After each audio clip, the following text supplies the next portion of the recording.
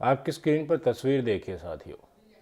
इस व्यक्ति का नाम शरीफ खान है। ज़्यादातर सऊदी अरब में रहते हैं। इनके परिवार में इनकी धर्मपत्नी है और 6 बच्चे हैं। सऊदी अरब में ये पानी का टैंकर चलाते हैं। मूल रूप से उत्तर प्रदेश के उन्नाव के कासिम नगर के रहने वाले। जैसा कि इनका नाम है शरीफ खान, ये बचपन से ही इतने ही शरीफ थे। ज़्यादा नहीं रहते थे उन्नाव में। रमज़ान के महीने में आते थे, रोज़ा रखते थे, परिवार के साथ समय बिताते थे और वापस चले जाते थे। बाल बच्चों का अपना आराम से पेट पाल रहे थे। ये घटना है 15 मार्च की। आज 22 मार्च हो गया है। लगभग एक सप्ताह पहले की ये घटना है। शरीफ खान इफ्तारी का सामान लेने के लिए अपने घर से 500 मीटर दूर एक चुंगी है, चुंगी पर बाज़ार लगता है। घर से निकलते हैं, बाज़ार में पहुंचते ही होली का रंग कुछ बच्चों के द्वारा लगाया जा रहा था। कुछ पानी में भरकर पिचकारी मारी जा रही थी। शरीफ खान ने बच्चों को मना किया कि देखिए मेरी तबीयत ठीक नहीं है, आप रंग मत डालें, पानी मत डालें। तो बच्चों को कभी प्यार से बुलाकर या कभी डांट करके ऐसे मनाया जाता है। लेकिन उत्तर प्रदेश का माहौल संभल के सीओ के बयान के बाद ऐसा हो गया कि जिनके अंदर कीड़ा हिंदुत्व का होता है, वो कीड़ा जो हर हिंदू त्यौहार के ऊपर निकल कर आता है, वो कीड़ा ऐसा हो गया कि कोई भी मुसलमान होली वाले दिन या होली जो खेल रहे हैं उसके आसपास के दिनों में घर से बाहर निकले तो उसके ऊपर रंग डालकर अपने अंदर वो कीड़ा शांत करना कि देखिए मुसलमानों पर रंग डाल दिया मतलब हमारी होली बन गई। बच्चे कुछ ऐसा करते हैं जिससे कोई व्यक्ति नाराज़ होता है तो बच्चों को प्यार से या डांट करके मनाया जाता है। यही होता है, हम भी यही करते हैं हमारे बच्चों के साथ, आप भी यही करते होगे। लेकिन बच्चे कुछ गलत कर रहे हैं, उसके आमले जामा पहनाते बच्चों को रोकने के बजाय जो गलत किया है उसकी आड़ में और ज़्यादा गलत करना और एक लाइसेंसी तौर पर करना। संभल के सीईओ का क्या बयान था, यही बताया जा रहा है कि उन्होंने कहा था कि अगर पसंद नहीं है तो घर से बाहर मत निकलना, घर के अंदर ही रहना, घर से बाहर निकलते हो तो गुलाल लगवाने की हिम्मत रखना। रोज़ा भी था उस दिन और होली भी थी। इस इंसिडेंट के होते ही माहौल कितना तूल पकड़ा था और योगी ने तो समर्थन कर दिया उस पहलवान का, संभल के सीईओ का, पुलिस वाले का कि वो तो पहलवान है, उसके बयानबाजी थोड़े है पहलवान टाइप रहते, लेकिन वो सही कह रहा है जो कुछ कह रहा है। इस घटना से ज़रूर जिनके अंदर कीड़ा था कि मस्जिद के आगे भगवा लहराने से उनके प्रभु श्री राम प्रसन्न होते हैं, दाढ़ी टोपी वाला व्यक्ति देखते ही जय श्री राम के नारे लगाने से उनका हिंदुत्व तो मजबूत होता है, वो उसी टाइप के टेंडेंसी के लोगों को बल मिल गया समाज में कि होली वाले दिन या होली मनाते कि 1-2 दिन आगे पीछे कोई व्यक्ति मुसलमान घर से बाहर निकले उसके ऊपर रंग डाल दो। तो उसी स्टेटमेंट को याद कर लो जो संभल के सीईओ ने दिया था कि घर से बाहर निकलो तो इतनी अपने अंदर हिम्मत होनी चाहिए कि कोई रंग डाल ले तो उनको सहन भी कर सको। नहीं डलवाना, रंग डालने से आपको परहेज है तो उस दिन अपने घर में ही रहें। तो बच्चों ने रंग डाला, शरीफ खान ने मना किया, बच्चों को कुछ डांटा भी होगा उन्होंने, ये खबरें भी हैं। तो अभिभावक जो चुंगी है, बाजार है, वहाँ पर देखिए सबके घर हैं, हिंदुओं के भी हैं, मुसलमानों के भी हैं। कासिम नगर वैसे मुस्लिम बहुल इलाका है, बाज़ार में दोनों समुदाय के लोग रहते हैं। बच्चों के अभिभावक निकले, शरीफ खान से पूछा भाई किस लिए बोल रहा है इतना ज़्यादा। उनको रिक्शा से निकालते वक्त कपड़े वपड़े फट गए और बताया जा रहा है कि उनके साथ मारपीट की तो शरीफ खान हड़बड़ाहट में अपने आप को छुड़ाते हुए भागे। कुछ दूर भागे लेकिन लड़खड़ाते हुए गिर गए। किसी पड़ोसी ने देखा, पड़ोसी ने घर पर बताया। रोशन जहां शरीफ खान की धर्मपत्नी है, वो आई भागी क्योंकि रोशन जहां को सूचना मिली थी कि उनका पति शरीफ खान बेसुध हालत में चुंगी के पास पड़ा हुआ है। वहाँ पर आई तो रिक्शा में डाल करके शरीफ खान को अपने घर ले गई। घबरा गई रोशन जहाँ क्योंकि बेसुध लगातार पड़े हुए थे और शरीर में कोई एक्टिविटी नहीं थी, हाथ पैर हिल नहीं रहे थे। तो अपने भाई को, रोशन जहाँ ने अपने भाई को बुलाया, उनका भाई आता है, उन्होंने भाई को लेकर वो शरीफ खान को अस्पताल ले जाती है। अस्पताल ले जाते ही डॉक्टर कह देते हैं कि इनमें कुछ नहीं है, सांस नहीं है इनके अंदर, इनकी मौत हो चुकी है। इतना सुनते ही रोशन जहाँ के पैरों के नीचे से ज़मीन निकल गई कि थोड़ी देर पहले ही तो घर से गए थे, चुंगी तक ही तो गए थे, घर से 500 मीटर ही तो गए थे, और ये इंसिडेंट होगी। पता किया, एक चश्मदीद गवाह सामने आया जिनका नाम है समीम। समीम ने बताया कि जैसे ही चौक पर पहुंचे तो शरीफ खान ने देखा कि रंगबाजी चल रही है, रंग लगा रहे हैं। तो कुछ रुके शरीफ खान, जैसे कि समीम ने बयान दिया था वो बता रहा हूँ।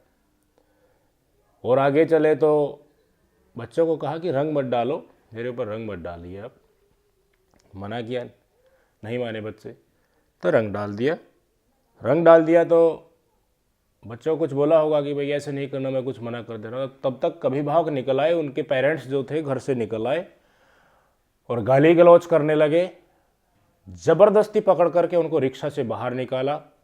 अब एक व्यक्ति है, 5-7 आदमी इकट्ठा हो गए, 10 आदमी इकट्ठा हो गए, उसको रिक्शा से बाहर निकालें, खींचेंगे बाहर, तो क्या होता है, शौक तो लगेगा ना यार। रंग डालने से ही मना किया था और मुझे देखिए बाहर निकाल कर मेरे साथ मारपीट हो रही है। ये समीम जो है, जो चश्मदीद है, उन्होंने बयान दिया कि उनको बाहर निकाला, पीटा, और वो छुड़ाते हुए भागा तो गिर गया, और गिरते ही उनको अटैक आया और वो मर गए। ये तस्वीर देखिए, उनकी मौत होने के बाद शरीफ खान की तस्वीर है। लिहाजा जो चश्मदीद ने बताया, गुलाल लगा हुआ है, रंग लगा हुआ है, कपड़े फटे हुए हैं। आशंका यही है कि मारपीट भी इनके साथ की गई है। पोस्टमार्टम की रिपोर्ट आई फिर पोस्टमार्टम की रिपोर्ट आई तो उसमें शौक की वजह से हार्ट अटैक आना, कुछ ऐसी अनएक्सपेक्टेड घटना होना जिससे आदमी डर जाता है और डर के उसका हार्ट अटैक आ जाता है और सांसें निकल जाती है। तो इसी प्रकार जो तस्मदीद ने बताया कि कई आदमी एक व्यक्ति के साथ छीना झपटी करेंगे, वो वाली मारपीट जिससे मौत हो जाए, शायद वो मारपीट नहीं हुई, लेकिन छीना छपटी इस तरीके से एक व्यक्ति के ऊपर हावी इतने ज़्यादा लोग हो गए तो शौक उनको लगा और शौक से उनकी मौत होगी। ये पोस्टमार्टम में आया भी है और केस भी दर्ज कर लिया गया है। जिन्होंने मारपीट की थी उन सब के नाम आपको दिखाता हूँ, और मैं एफआईआर की कॉपी जो पुलिस ने उनके खिलाफ एफआईआर दर्ज की है, वो एफआईआर की कॉपी भी मैं आपको दिखा देता हूँ, अपनी स्क्रीन पर देख लीजिए। आरोपियों का नाम है किशन, अमरपाल, मुन्नू, संजय व ज्ञात। इनके खिलाफ केस दर्ज किया गया है। मीडिया टीमें पहुंची तो इनके घर के पास गई तो पुलिस वाले जाने नहीं दे रहे, पहले कुछ देर बाद जाने की कोशिश की तो पहुंचे तो ये तस्वीर देखिए, ये आरोपी मुन्नू और किशन के घर की तस्वीर है।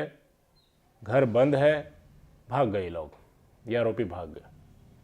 अब पुलिस कह रही है कि देखिए लिंचिंग करने से, मारपीट करने से मौत नहीं हुई, शौक की वजह से हुई है। लेकिन शौक किस वजह से आया आपको पता ही है, हमने इंसिडेंट बताया। अगर इतने पाक साफ होते तो आरोपी भागते क्यों घर छोड़ कर गए। वहाँ पर एक बुजुर्ग थे आरोपियों के घर के पास, उनसे पूछा गया कि क्या हुआ था, क्या मारपीट से मौत हुई। उन्होंने कहा कि मारपीट से मौत तो नहीं हुई, लेकिन कुछ हुआ था, रंग डाला गया था, उसके बाद कुछ हुआ था। ये बुजुर्ग ने वहाँ पर बताया। भी मुझे परिवार का स्टेटमेंट सुनने को मिला। 6 बच्चे हैं, 5 लड़कियां, 1 लड़का है, उनकी पत्नी है रोशन जहाँ। जब इंसिडेंट को बयां करते हैं तो उनकी आंखों से आंसू आ जाते हैं।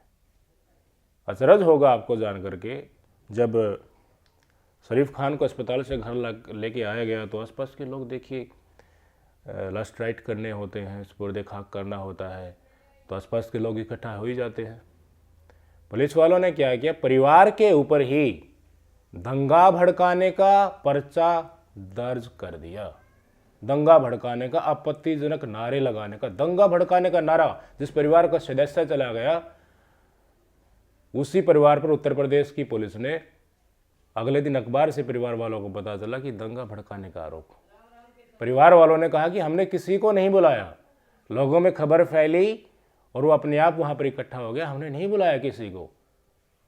क्योंकि मामला एक समुदाय से दूसरे समुदाय के बीच में जुड़ा हुआ था, इंसिडेंट इस प्रकार का था, तो लोग आकर चर्चा करने लगे तो वहाँ के सिटी सीओ ने बताया इंसिडेंट कि हमने देखे कम से कम 100 लोगों के ऊपर, 100 अज्ञात लोगों के ऊपर दंगा भड़काने का पर्चा दर्ज कर दिया है, जिसमें परिवार के सदस्य, विक्टिम परिवार के सदस्य भी शामिल हैं।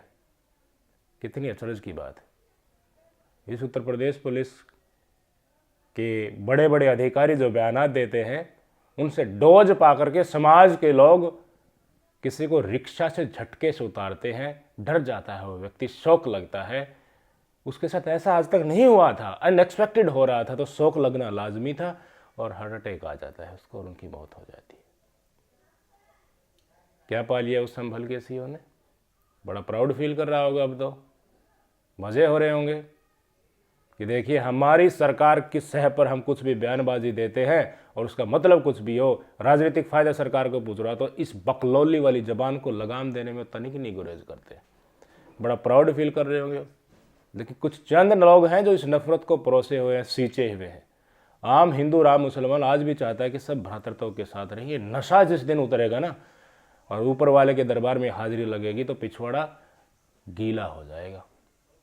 कोई नहीं पूछता यहाँ तुम्हारे पास कितना रुतबा है, शरीर कितना तगड़ा है और तुम्हारे पीछे कितने लोग खड़े हुए हैं और क्या ओहदा तुम्हारा है। इंसान हो, इंसानियत की भांति बिहेव नहीं करोगे तो तुम्हारे साथ जो तुम गलत कर रहे हो भविष्य में तुम्हारे साथ ही वैसा हो जाए, तुम्हारे इर्द गिर्द वाले लोगों के साथ ऐसा हो जाए। ये ऊपर वाले की लाठी है, जो चलती है तो आवाज़ नहीं आती है।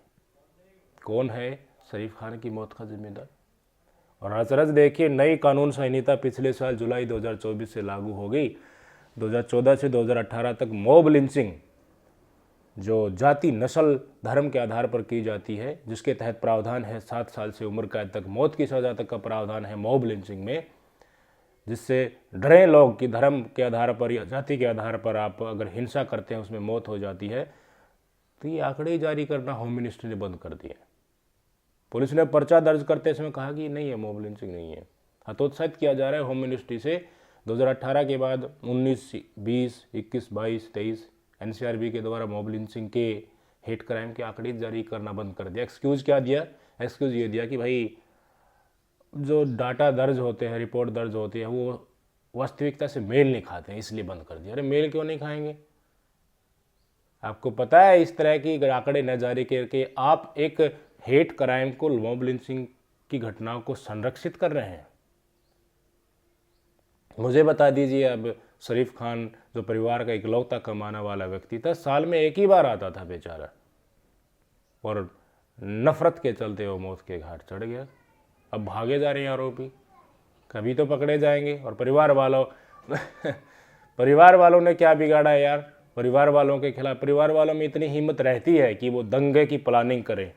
जिनका व्यक्ति चला गया एक कमाने वाला, आप अपने ऊपर लेकर देखिए, इतनी हिम्मत रहती है। हाँ, ये ज़रूर होता है कि पीड़ा होती है, दर्द होता है, तो कुछ बयान लोगों के सामने वो दे देते हैं, अपनी व्यथा व्यतीत करते हैं, लेकिन ऐसा नहीं कि वो कुछ प्लानिंग कर लेंगे। इतना दिमाग नहीं चलता उस समय के ऊपर। और पर्चा दर्ज किया जा रहा है, कैसी विडंबना है उन्नाव पुलिस की है। और कार्रवाई करने के लिए अब कह रहा है कि 100 अज्ञात लोगों के ऊपर जो पर्चा दर्ज किया है ना, जिन्होंने दंगा भड़काने की साजिश रची थी, दंगा भड़काने की कोशिश की थी, आपस में नारे लगाए थे, पुलिस के काम में बाधा डाली थी, उनके खिलाफ अब हम एक्शन करने जा रहे हैं।